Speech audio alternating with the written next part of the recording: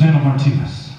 Well, I'm going to try to convince my opponent right now of a position I have in reference to immigration. You know, Alan mentioned we have to peel back the onion to see who can implement certain policies. Well, that's what we've been doing down in Doñana County, and along with all the sheriffs and the police officers and the deputies along Doñana County border. We don't just talk. We've been doing it. We've been protecting our border. You know, one of my opponents just said we have nothing. We have an awful lot. We have come a long way. I'm on the executive board of the High Intensity Drug Trafficking Area. I'm on the board of the Southwest Border Prosecutors Initiative. We have really worked very hard with law enforcement to secure our border. We have motion detectors, we have fence, we have border patrol on horseback, we have them on four-wheelers, we have sheriff's department, we have them cross-designated so that they can enforce laws throughout our entire border. We have interagency cooperation, we have connectivity. Every time you pass through the border patrol checkpoint, what do you think those cameras are doing? That is connecting us and providing the IT necessary to make sure our borders are safe from traffickers and people who want to cause harm to us. The place they're coming through now in our nation is through Mexico. We understand the significance. This exists today, and so does the cooperation.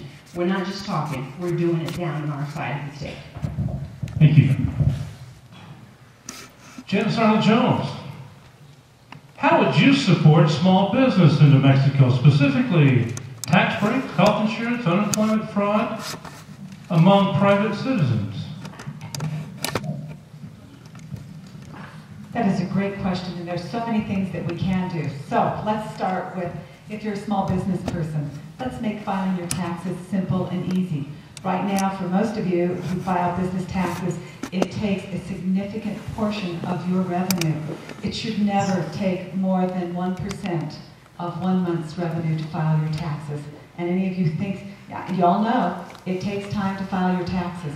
So that's the standard, but I can tell you that many businesses are spending an enormous amount of money. Let me give you your doctors as an example. We actually reduced the taxes on our doctors and created column M. Now for most physicians who are not a hospital employee, it costs them upwards of $6,000 a month to comply. That is just ridiculous. So we need to think about what we are doing and take those kinds of systems off of your back. In terms of regulation, again, I will go back to, if you're in the construction industry or any other type of construction or service industry where there are permits needed, it should be simple. In fact, most of the perfunctory permits where there's safety regulations, you should be able to file them online. They should not be arbitrary. You should know, and the governor gets to set that tone. Thank you. Alan Wick. I mean, you know, wonderful about the debate, as long as we keep it civil, you start to see contrast. So this is on. If the border situation was perfect, we wouldn't be talking about it. And you do a fine job in Doñana County, because we're talking statewide. Yes, sir. Thank you. Okay, small business. Lots of things we can do for small business. Frankly, it's costs about 3 to 5% more to do business in the state of New Mexico than it does the 5 contiguous states around us. And our economic development outreach is non-competitive or less than competitive with those 5 states under those circumstances. So I want to take some of our economic development resource money and direct them to our existing businesses in the states, create some programs to incentivize our existing businesses to grow and add jobs. First, we're going to get rid of irrational regulations. That's the strongest signal we can send to our business community that we're serious about letting them flourish and encouraging their success. But then we can incentivize them, and we can begin to develop programs that will do that. Tax credits, various things. And I'll let a task force of smart people come up with the specifics. Conceptually, I know where we need to go and I know what we need to do. But the fact of the matter is, we need to do that. And that will enable us to start turning our economy around. And then we can go to work on reducing the cost of doing business in New Mexico, which ultimately will allow us to bring big business in. Thank you. Susana Martinez. have to do is make sure that that cap on greenhouse emissions that is being proposed before the EIB is not passed. We have to make sure that we're not running our businesses out of our state, because we will be the only state in the nation that will have these caps on these greenhouse emissions. We will pay extremely high electric bills. Our oil and gas industry will leave our state. Our dairies will leave our state. Our agriculture will leave our state. We will become a state that people merely go through to go someplace else. We have got to make sure that we make it competitive. Global economy, they can go to other countries, other states. They do not have to stay in this beautiful state that we have. But the only way to do that is to make sure it's competitive in our tax structure, rolling back nonsensical, non-scientifically based regulations that have been part of the current administration and imposed over and over again on all kinds of jobs, including our construction industry. We must roll them back, shrink the size of government, and let you all create the jobs that we know you can create with any one of us in government being involved. Thank you. Mr. Domenici. First thing, in my opinion, the first thing that needs to be done to support small business in New Mexico is to end corruption from the governor's office. Small business, large business, any business does not like political uncertainty. They will not expand where there's political uncertainty. They will not locate to where there's political uncertainty. They will not, and political uncertainty in that sense translates into selective regulation. Regulation done for personal means, for personal goals, for personal favors. In fact, the issue Susanna brought up, the CO2 caps, we are being targeted because this state is considered the best place to break ground and set CO2 caps. That's ridiculous that a state that should be, as Alan says, an energy state would be targeted.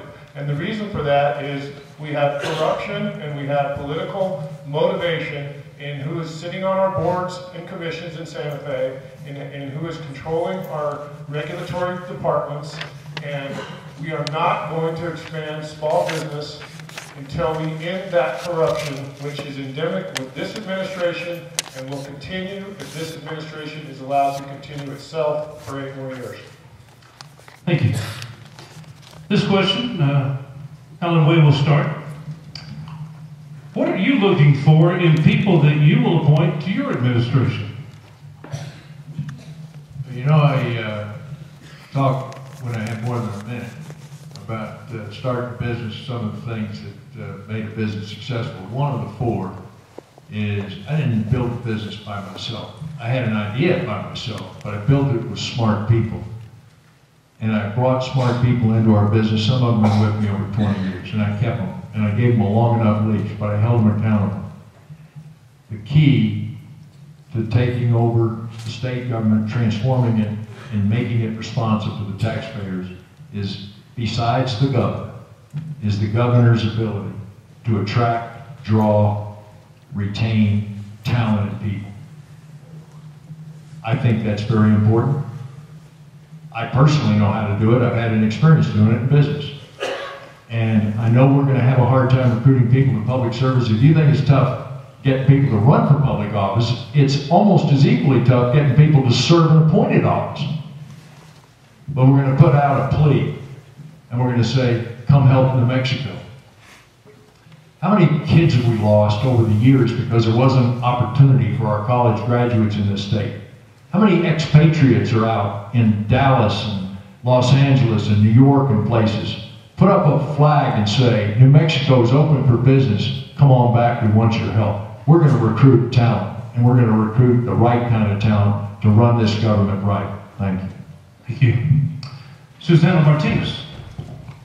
I want to be able to appoint and hire hardworking, honest, ethical people. I have an agency that I'm the executive at this time, 87 employees, 28 of them of which are lawyers, and that's our business, is to do justice, to find the truth and follow the truth wherever it may take us. I'm not an attorney that is paid, and I'm not saying anything negative about that at all. There are all kinds of lawyers, and I had a path to take when I became a lawyer. I chose to be a prosecutor, because as a prosecutor, that's what I did. I followed the evidence, and all I had to do was make decisions based on what was truthful, what was honest. And those are the kind of people I surround myself with and have surrounded myself with for the last 13 years as an executive of my agency. I want them qualified. I want them to be the best. I have never had any qualms. You have the candidate here from the Attorney General's office. I don't have any qualms going around to other offices and saying, that's the best in that office, and what does it take for us to make sure we get that person in my office? How do we bring the best so that those who elected me hold me accountable, and that those people that work for me maintain the very same hard-working ethics that I have, that I want them to maintain as well. And I tell them always, you don't work 8 to 5. You represent this office 24 hours a day, 7 days a week, and don't forget it. Thank you. Mr. Domenici. Somebody asked me this question privately before they started, so I got to rehearse it in my answer.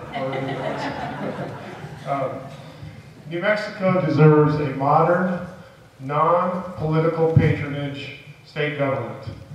And what that means to me is what several of, really all of the other candidates have said in some sense, that the governor recruits, hires, and then lets his or her appointees do their job. They have to be qualified, they have to be honest, they have to be hardworking, and they have to follow the fundamental principles of the governor. But they do not need to be micromanaged by the governor. They do not need political appointees to look over their shoulder. They do not need to call the governor's office to make major decisions. They need to do the job they were hired to do. And they need to be held accountable. If they don't do the job they were hired to do because of lack of capabilities, lack of principle, lack of honesty, or any other difficulties, then they need to be fired. But I do not intend to micromanage people. I intend to hire them and expect they will perform in a principled, skilled way the job that they're hired to do. Thank you. Janice Arnold-Jones. The people that we bring into the government that are going to be the cabinet secretaries must above all be competent. They must be prepared to do the job. They have to have the skill set. But there are a few things that they also have to have. They have to have enough personal fortitude to always behave ethically, and my standard is high. And in that standard, they also have to have the courage to disagree with me. That is the only way that it is going to work, and I'm going to point out how you have suffered by the number of yes people that have been in this administration. The individuals that I bring in and appoint also have to understand that government is an integrated whole, that nothing acts in a vacuum any longer. We are not in silos. And if you do not understand that, then you cannot come and work for me. So let me tell you how this has affected your life. The IT officials, information technology officials in our state, the progenitors of the SHARE program, has cost you a ton of money. Some of you who work for the state have not received checks because of it. The bottom line, the person put in charge was a political hack and had no idea how to roll out a system. And as a system administrator, I can tell you, when you decide to roll out the whole thing all at once and you decide one size fits all, it's almost guaranteed it won't work, and it didn't. That's what happens when you put political hacks in positions in the cabinet that are going to affect your life. Thank you. Susanna Martinez. Our next question starts with you. Do you support abstinence as a part of sex education curriculums in our schools? Yes.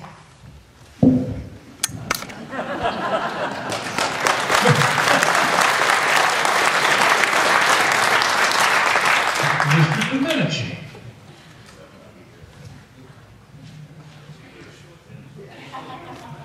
I agree.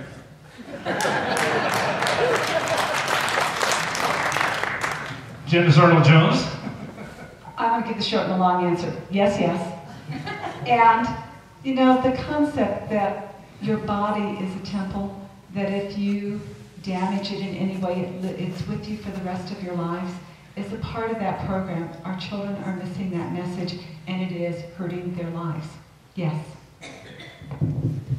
Alan Wayne. Absolutely.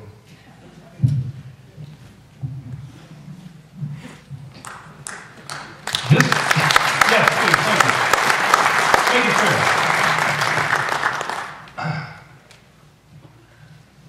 After all that, you might have to remind me where I started now. Pete Domenici Jr. This is our last and final question this afternoon. Are you in favor of state sovereignty now? And if so, why? And if not, why?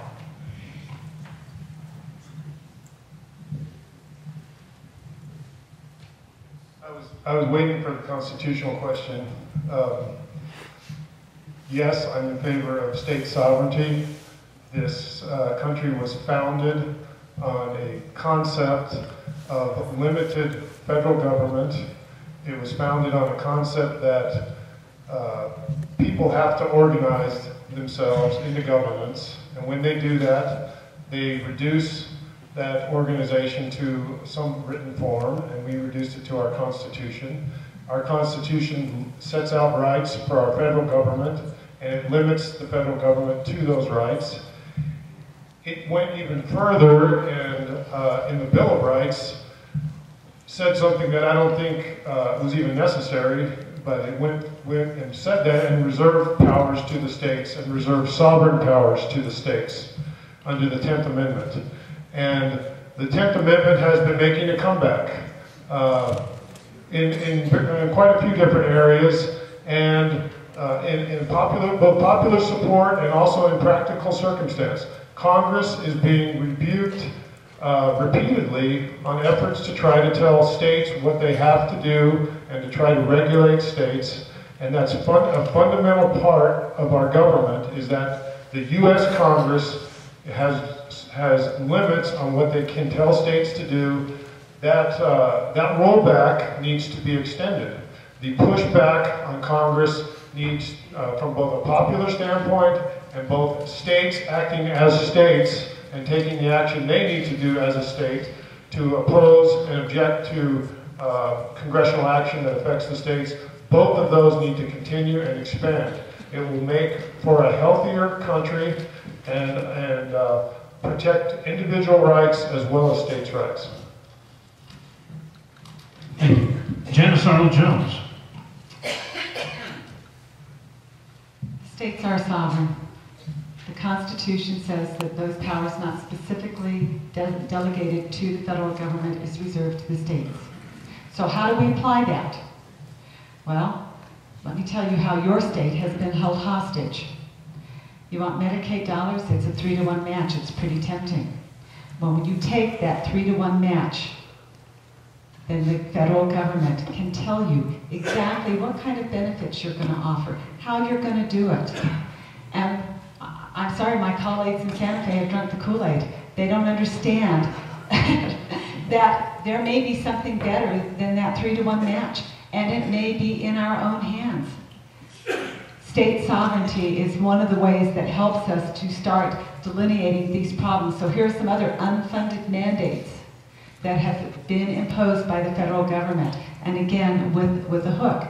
Many of the Title I programs, the free and reduced lunch programs, you lost your school system the moment we took it. You want to fix it, you have to take it back. So let me just tell you that as we do this, while I believe in states' rights, what makes our nation great is 50 states that stand together. Alan Way. I've talked about notes through this whole thing. I brought a piece of paper with me so that if I quote it, I want to be accurate. Many of you know, we talk about the 10th Amendment to the Constitution, part of the Bill of Rights. Many of you know that their origins are found in the Federalist.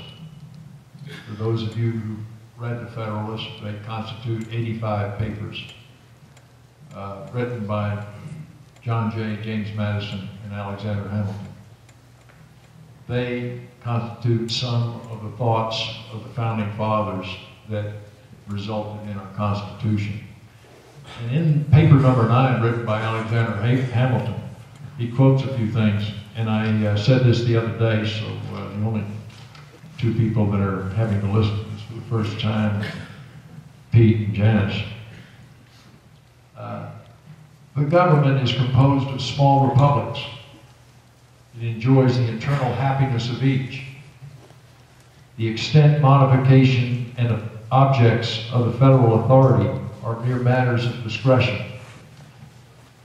It would still be, in fact and in theory, an association of states or a confederacy, and leaves in their possession certain exclusive and very important portions of the sovereign power.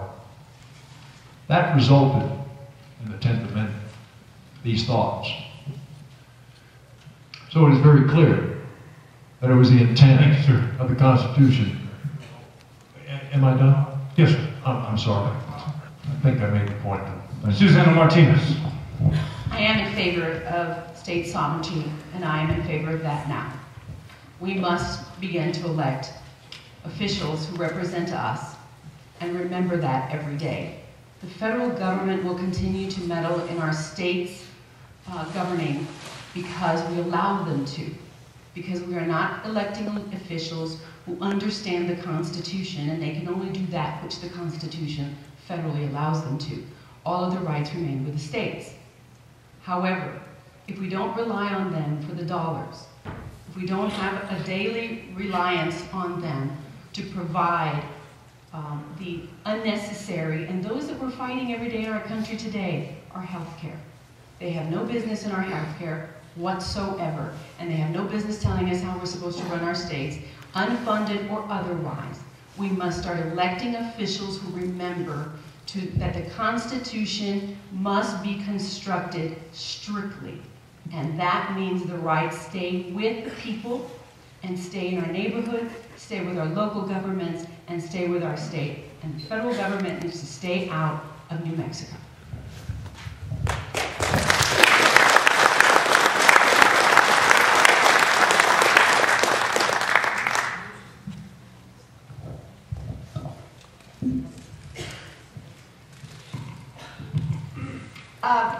We have more questions. I know the candidates may be getting a little weary up here, but if you want a couple more questions asked, that's up to you guys. I do want to remind you a couple of things, though.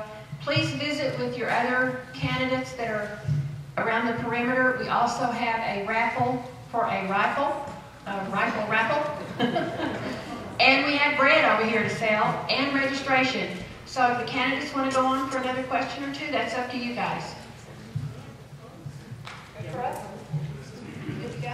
We're a little ahead of schedule. Would you like to? We're a little ahead of schedule. Absolutely. All right. Do your panel, do you have those? Oh, that's all. Yes, those work. You take the questions from the floor.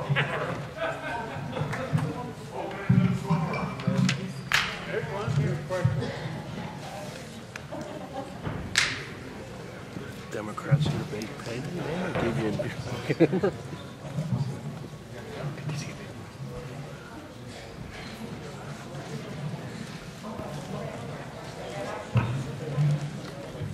Thank everyone so much, and would you please give a round of applause to Pete Domenici Jr., Janice Arnold-Jones, Alan Wade, and Susanna Martinez. Thank you very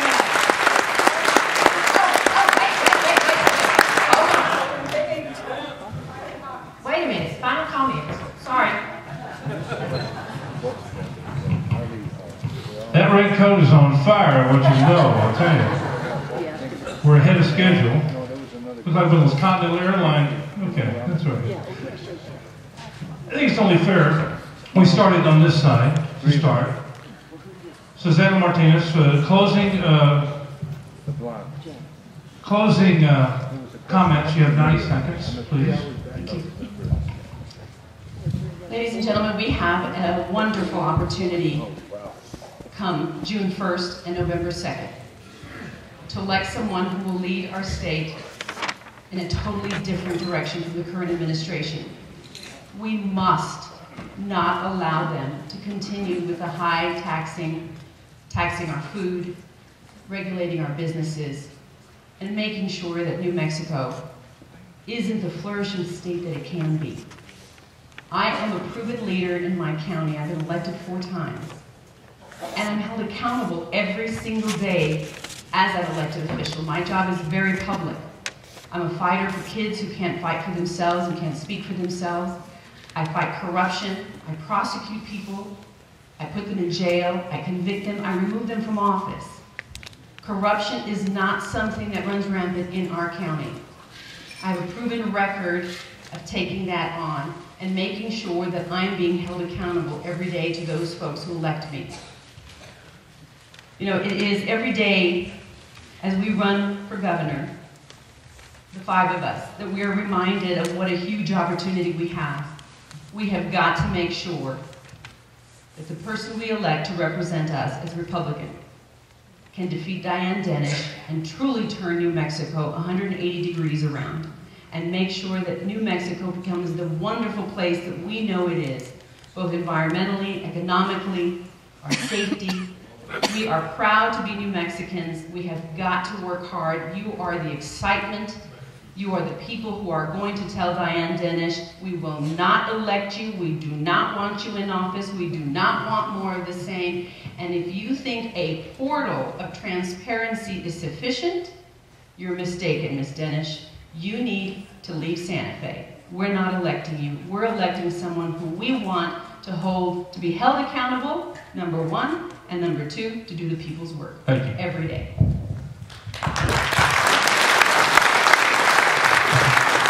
Alan West.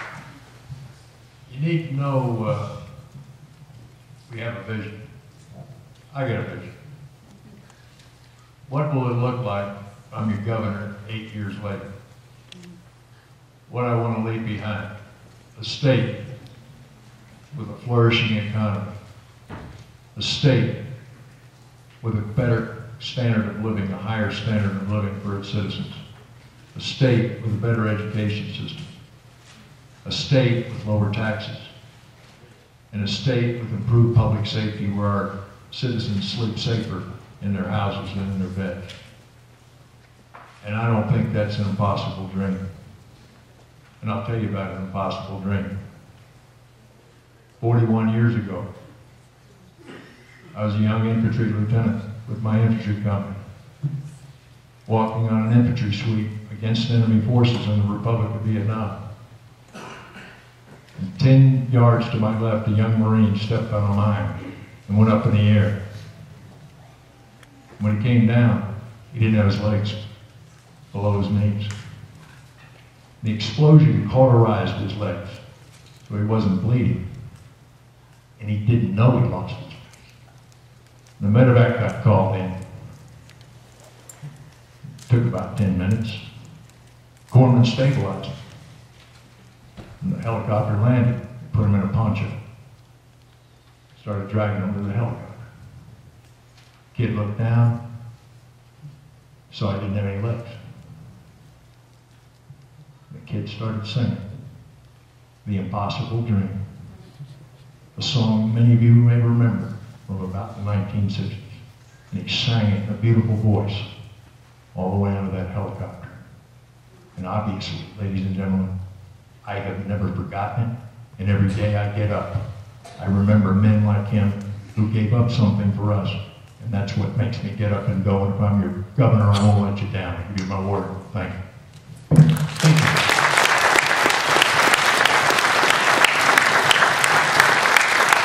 Janice Arnold-Jones. Before I close, I just want to thank and also make you aware, the Democrats in particular are very interested in this, and Mr. Beam is in the back filming this again today. It's nice to see you. As governor, I will conduct business in the open, and I will convince the legislature to do the same. I will concentrate on fiscal responsibility and doing the people's business.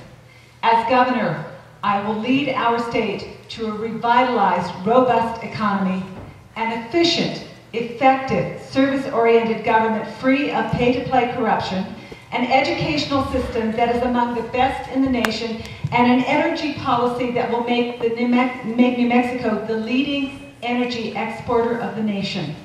So the question for you is, who can beat Diane Dinish? So here's some things to think about. You need a candidate that sets the ethical standards by which all are judged. But remember, the governor doesn't get to prosecute crime. You need a candidate that inspires trust and respect. The governor and the lieutenant governor have led by threat and intimidation. I say enough.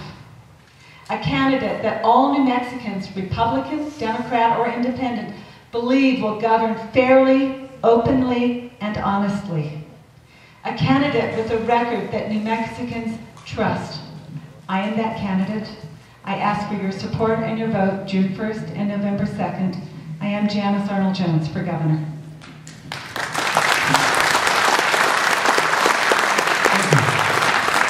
Pete Domenici Jr. I'm the last, or the most recent candidate to join this race. And I joined it because of my growing concern over the future of this state as more and more evidence was compiled and made obvious as to the way the Richardson-Dinish administration has abused this state, has placed this state in a fiscal and ethical crisis. And since I've joined the campaign, which is about, I think, 7 weeks now, my concerns have gotten even worse. And I think all the candidates probably have experienced what I have, which is once you are a candidate, people will come up to you and tell you their concerns that they won't tell you as an ordinary citizen. They don't think it makes any difference. And so I've had people in the past several years express very specific concerns about Richardson-Dinish. But as a candidate, I am seeing concerns at all levels, in all places, in all types of issues where this administration has acted completely inappropriately. And Diane Dinish has been part of all of those decisions. She's been actively involved in that entire process. It's been a systematic 7.5-year methodology to take over this state, to use political patronage, intimidation, force if necessary, political appointees, and now it's coming to light. It's too late for Diane to separate herself from our governor. She is part of that administration, and she will be defeated, and I ask for your support to be the one to defeat her. Thank you.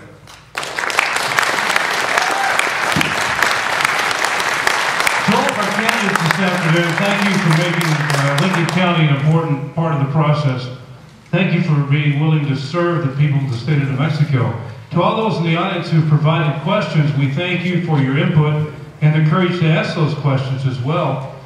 I don't know of any other particular messages. We are under budget and ahead of schedule, ladies and gentlemen. So, with that being said, my great timekeeper, Rheta, thank you very much, and we appreciate all of you being here today. Thank you. God bless you. Sally? Yeah, I just want to say, if the candidates maybe want to visit with the group or do some photo ops or whatever, we'd be more than happy for you guys to hang around and do so. And appreciate everyone being here. Thank you very much. No, for real, I swear.